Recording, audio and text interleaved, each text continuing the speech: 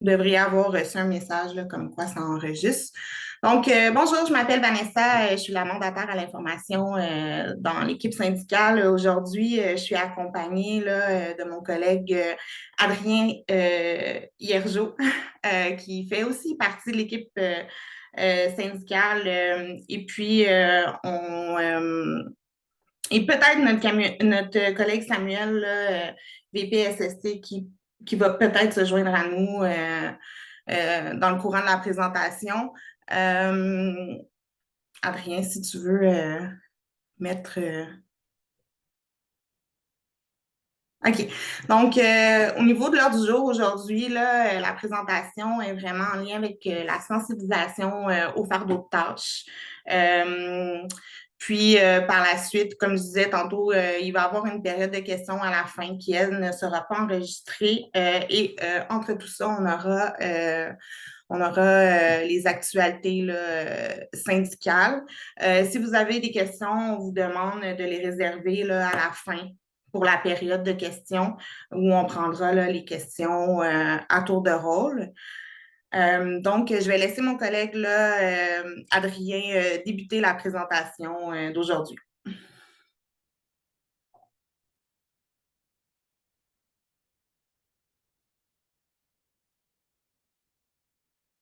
Ah, Adrien, excuse-moi, je t'ai muté tantôt parce que ça faisait un petit peu de bruit. Juste te démuter.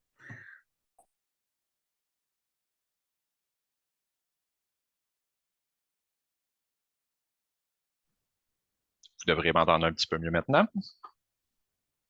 Parfait. Donc, merci Vanessa. Je suis content de voir tout le monde en si grand nombre aujourd'hui pour ce rendez-vous syndical. Donc, tel qu'annoncé aujourd'hui, on parle principalement pendant cette présentation de fardeau de tâches. C'est un sujet qui nous préoccupe beaucoup en ce moment pour nos membres dans le contexte des coupures de postes, des abolitions de surcroît, de mouvements, de réduction d'effectifs, de coupures. En tout cas, vous êtes au courant probablement comme moi de la situation en ce moment dans le réseau de la santé. On constate que ça amène à des situations très, très préoccupantes du point de vue de la charge de travail. Donc, on rentre dans le détail aujourd'hui. On va parler dans un premier temps des risques que ça pose pour la santé, les risques que ça pose sur la détérioration de nos conditions de travail. On va ensuite, dans un deuxième temps, creuser un petit peu pour bien savoir comment identifier une situation de surcharge de travail ou de fardeau de tâches. Et en troisième lieu, on va élaborer sur les façons appropriées de réagir. Qu'est-ce qu'on fait concrètement quand on se retrouve dans cette situation-là? Donc, sans plus tarder, on va débuter avec la partie portant sur les risques. Je suis certain qu'il y en a plusieurs d'entre vous qui allez vous sentir interpellés ici par les différents risques et peut-être des situations que vous-même vous vivez ou vous connaissez des collègues qui vivent ces situations-là, qui s'exposent à ces risques-là ou qui subissent les conséquences. Donc, dans un premier temps, les risques sur la santé. Une charge de travail trop élevée, c'est connu, c'est reconnu par la science, également par la Commission des normes du travail. Ça pose des risques immédiats sur la santé. D'abord, facteur de stress avec toutes sortes de complications qui peuvent s'en suivre, source d'anxiété aussi. Qui peuvent entraîner à leur tour différents troubles, dont des troubles du sommeil. Ça amène à des risques d'épuisement professionnel, donc, dans le langage courant là, de burn-out. Ce sont des risques psychosociaux qui sont reconnus par la loi sur la santé et la sécurité au travail. On parlait de situations d'isolement, va avoir ces complications-là peuvent amener aussi à d'autres conséquences, là, au point de vue de maladies cardiaques, de maladies intestinales. Donc, les charges de travail trop élevées amènent immédiatement des risques pour la santé des travailleuses et des travailleurs. Donc, c'est quelque chose à quoi on doit être sensible parce que c'est possible qu'on reconnaisse en nous, comme je disais chez nos collègues, certains signes qui nous indiquent qu'il y a des troubles qui sont en train de se développer ou qui se sont installés et qui peuvent être immédiatement liés à la charge de travail. Donc, c'est important de savoir les reconnaître, de savoir comment réagir. Euh, Les risques sur la santé sont pas les seuls quand on vit avec une charge de travail trop élevée. Les conditions de travail aussi sont mises à risque. On n'a pas toujours des conditions de travail qui sont faciles. Puis lorsque s'installe une charge de travail trop élevée sur un trop longtemps, on établit des espèces de standards qui deviennent irréalistes. Euh, on a des gens, puis c'est quelque chose qu'on a constaté en ce moment, qui font du temps supplémentaire qui n'est pas payé ou qui n'est pas payé tel qu'il devrait l'être. Les gens font littéralement du bénévolat au travail pour arriver à compenser sur des demandes qui sont trop élevées ou sur une charge perçue qui est déraisonnable. C'est inacceptable. Nos semaines de travail sont conventionnées. On est payé pour faire un travail sur généralement 35 heures par semaine pour notre catégorie d'emploi. Quand on dépasse ça puis qu'on n'est pas effectivement reconnu, c'est un problème de dégradation des conditions de travail. Je le disais, ça amène des attentes irréalistes également de l'employeur s'il n'est pas informé qu'il y a une surcharge de travail. On établit des standards qui, après ça, se perpétuent dans le temps, puis on cause des problèmes non seulement pour nous-mêmes, mais aussi pour nos collègues, ceux qui vont nous suivre, lorsqu'on se dit, ah ben oui, ben c'est une charge de travail normale, puisqu'on est capable de faire ça, mais dans le fond, on se trouve à le faire en faisant des heures pas payées, en prenant pas nos pauses, en rognant sur les heures de repas, par exemple, ou sur les pauses de 15 minutes. On se dit, ah ben, oh, je vais rester à mon ordinateur parce qu'il y a vraiment beaucoup de travail. Puis soudainement, ça devient le nouveau standard auquel tout le monde est astreint par la suite. Donc, la normalisation de la surcharge de travail est un problème pour les conditions de travail. Ça amène l'employeur aussi à avoir un portrait faussé dans ses prévisions budgétaires. Si les attentes deviennent soudainement irréalistes, ben après ça, les compressions deviennent normalisées également.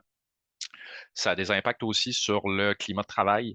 Lorsque tout le monde est tout le temps débordé, hein, de la boue dans le toupette, on n'est pas capable d'arriver parce que les demandes fusent et on n'a pas le temps de faire le travail correctement, mais ça peut amener, puis c'est en lien avec les troubles sur la santé dont on a parlé tout à l'heure, détérioration du climat, des gens qui sont plus à cran, des gens qui sont fatigués tout le temps parce que la charge est complètement démesurée. Ça mine, donc encore là, c'est pas seulement des effets sur chacun et chacune, mais c'est sûr collectivement sur les équipes de travail que ça pose des problèmes. Ça diminue aussi, dans certains cas, la cohésion d'équipe, où est-ce que soudainement, il y a de la compétition malsaine qui peut s'installer, par exemple. Puis ça a des effets sur le roulement de personnel. Puis ça aussi, c'est en lien avec les questions de santé qu'on a abordées précédemment. Lorsque les gens partent en maladie ou lorsque les gens sont en burn-out ou vont choisir de quitter le bateau parce que la charge est trop élevée, mais ça aussi, ça va avoir des impacts sur les gens qui restent derrière, sur nous-mêmes lorsque c'est un collègue qui part. C'est parfois difficile d'intégrer du personnel ou dans un contexte de coupure, c'est encore pire parce que les gens qui partent ne sont pas toujours remplacés en ce moment, ce qui est à la fois une conséquence, mais aussi la source du problème. Donc, ces charges de travail-là élevées, elles ont des conséquences réelles sur non seulement notre santé, mais aussi sur l'ensemble de nos conditions de travail. Ceci étant dit, qu'est-ce qu'on fait pour reconnaître quand la charge de travail est trop élevée?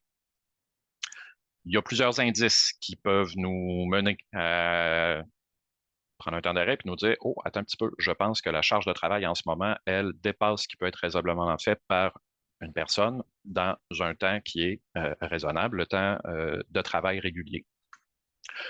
Première question qu'on va se poser, lorsque les gens sont absents, est-ce qu'ils sont remplacés? Comment ça se passe lorsque quelqu'un s'absente pour quelque raison que ce soit parce que le poste est vacant, temporairement ou seulement dépourvu de titulaire? Lorsque les gens sont en vacances, est-ce qu'il y a des remplacements qui se font? Est-ce qu'il y a des gens qui viennent prendre la relève? Que ce soit congés de maternité, les congés de paternité, tous les congés sociaux auxquels la convention collective nous donne accès, les invalidités.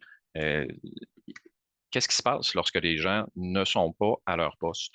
Est-ce que ce sont tous les autres qui récupèrent l'ensemble de la charge de travail? C'est très possiblement un indice, si c'est le cas, que la charge de travail pour ces gens-là devient trop élevée sur une longue période. Donc, c'est des choses auxquelles, d'abord, on va se pencher pour se dire, OK, c'est pas normal qu'il y ait des gens qui ne soient pas au travail et que tout le monde doit écoper par la suite.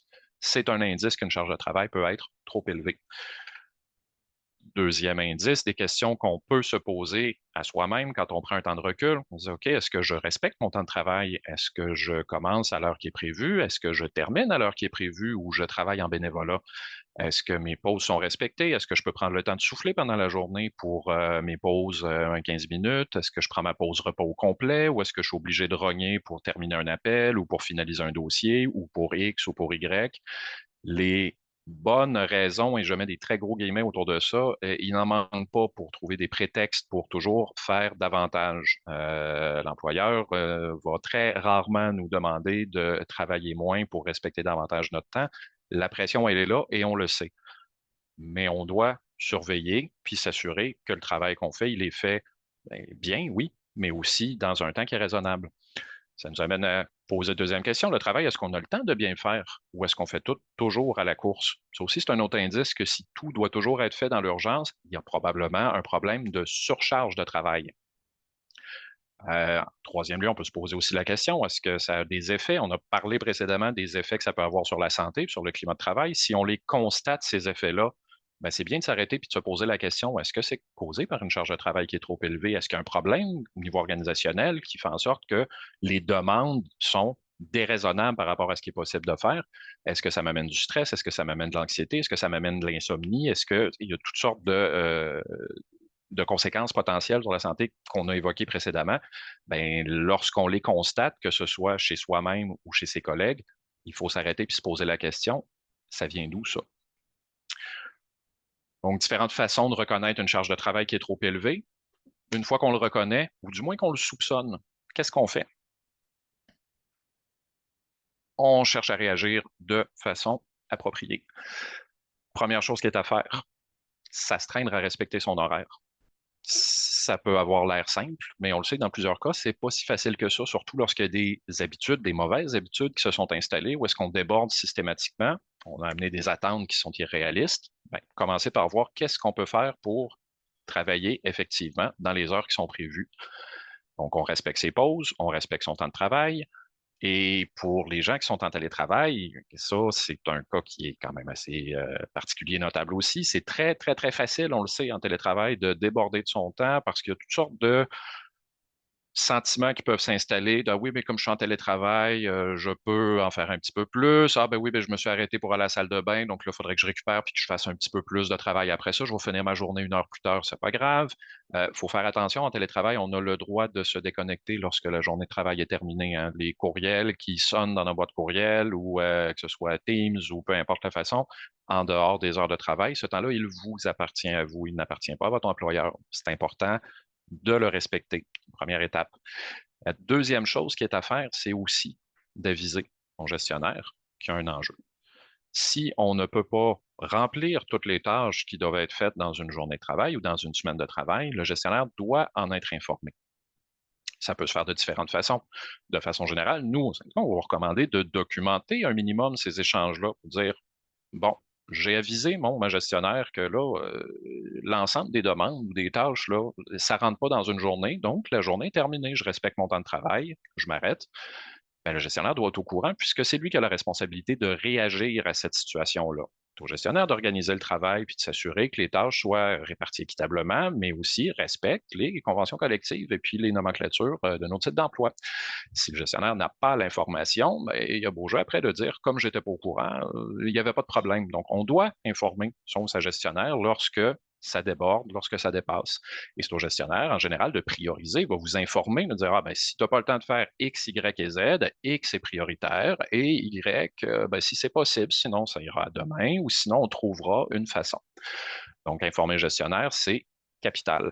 Et on peut profiter lorsqu'on est, plutôt que de faire du temps supplémentaire de façon bénévole, informer son gestionnaire que l'ensemble des tâches ne pouvant pas être accomplies, si on est disponible et qu'on souhaite le faire, valider avec le gestionnaire, est-ce qu'on peut faire du temps supplémentaire pour compléter X, Y ou Z qui n'ont pas eu le temps d'être terminés? Donc, le temps supplémentaire doit être autorisé par le gestionnaire. C'est l'occasion de lui dire, bon, ben, on a remarqué qu'il y a un petit problème ici, on n'est pas capable de remplir l'ensemble des demandes, mais en temps supplémentaire, ben, je pourrais compléter X, Y, Z. Si vous êtes disposé à le faire, ça peut se faire. Petite parenthèse sur le temps supplémentaire, si vous choisissez de banquer des heures pour les reprendre en congé plutôt qu'être payé en temps supplémentaire, c'est votre demande à vous, hein, ce n'est pas celle du gestionnaire. Ça s'écarte un petit peu du sujet, mais important de le rappeler quand même. Dans tous les cas, lorsque vous soupçonnez que vous êtes confronté à une situation de faire d'autres tâches, que la charge de travail est trop élevée, Prenez la peine de documenter un minimum ce qui se passe. Des échanges par courriel, c'est très pratique parce qu'on peut s'y référer ensuite. Et nous, on a des leviers d'action après ça, en tant que syndicat, pour réagir si la situation ne se règle pas. Dans plusieurs cas, elle va se régler, mais dans les cas où est-ce qu'elle ne se règle pas parce que le gestionnaire ne reconnaisse pas que le fardeau de tâche est inapproprié, ben, c'est à nous d'agir à ce moment-là. Donc, vous contactez au besoin votre syndicat à l'adresse courriel que vous connaissez. Vous nous informez et nous, on est outillés à partir de la documentation que vous avez, mais aussi toute une jurisprudence qui entoure les fardeaux de tâches pour dire, bon, ben, il faut réagir, il doit y avoir une réorganisation du travail, ça appartient à l'employeur de le faire, mais nous, on va mettre la pression, prendre tous les moyens qui sont appropriés pour le faire. Au risque de répéter, on est là pour vous. On est là pour vous renseigner, on est là pour vous accompagner, puis on est là pour agir en votre nom lorsque la situation le requiert. Donc, si vous êtes dans une situation ou si vous remarquez qu'un de vos collègues est dans une situation difficile en raison de la charge de travail, vous n'hésitez pas à nous contacter. Nous, on sera là pour vous à ce moment-là. Et sur ça, je vais laisser ma collègue Vanessa poursuivre avec les actualités syndicales. Oui, donc merci pour ta présentation, Adrien. Je trouve que c'est très pertinent, puis je pense qu'on a besoin de sensibiliser là, tous les membres à ce niveau-là. J'espère que c'est des éléments là, qui sont venus vous faire des petits points d'interrogation ou petite introspection là, à ce niveau-là, puis peut-être un cheminement plus tard. D'ailleurs, c'est pour ça qu'on enregistre. Si vous souhaitez partager à vos collègues ou réécouter plus tard, ça va être disponible sur notre chaîne YouTube. Au niveau des actualités, donc, c'est mon collègue Samuel qui était censé en parler. Je vais le faire brièvement, là, mais le projet de loi 101 déposé là, par le ministre Boulet récemment qui va avoir un impact là, sur la prévention qui a lieu là, dans le réseau de la santé à la baisse, là, diminuer ça. C'est pas un sujet que je maîtrise, donc je vais m'arrêter là, mais il y aura probablement des mobilisations qui vont être organisées en lien avec ça. Par la suite, il y a aussi les assemblées générales qui auront lieu au mois de juin. Donc, je vais vous donner les dates, mais sachez qu'on va vous les envoyer là, sous peu par courriel. Donc, on va débuter le 2 juin avec une rencontre virtuelle de midi à 13 heures. Le 4 juin, ce sera une rencontre présentielle de 16h30 à 18h30 à l'hôpital Notre-Dame. Le 10 juin, ce sera aussi une rencontre en présentiel au CLSC de Verdun de 16h30 à 18h30. Et puis, le jeudi, ce sera une rencontre virtuelle, cette fois-là, de 18h à 19h. Donc, on essaie de mettre des plages horaires pour essayer de trouver un moment qui va vous convenir pour que vous puissiez vous présenter aux assemblées générales. Votre présence est importante pour nous. Là. On est là pour vous. Donc, voilà. Et puis, je termine rapidement pour vous faire un rappel. Vous avez reçu en début de semaine ou à la fin de la semaine dernière un courriel en lien avec un sondage pour l'exercice du maintien d'équité salariale 2025. Donc, tous les types d'emplois de notre catégorie sont concernés à l'exception des agentes administratives et des secrétaires médicales juridiques et des personnes à l'enseignement universitaire. Donc, sinon, on vous invite, s'il vous plaît, à remplir ce sondage-là. C'est 3 questions, c'est hyper rapide, puis c'est pour en fait favoriser là, l'évaluation des types d'emplois pour le maintien de l'équité salariale. Je vais arrêter l'enregistrement. Donnez-moi juste un moment.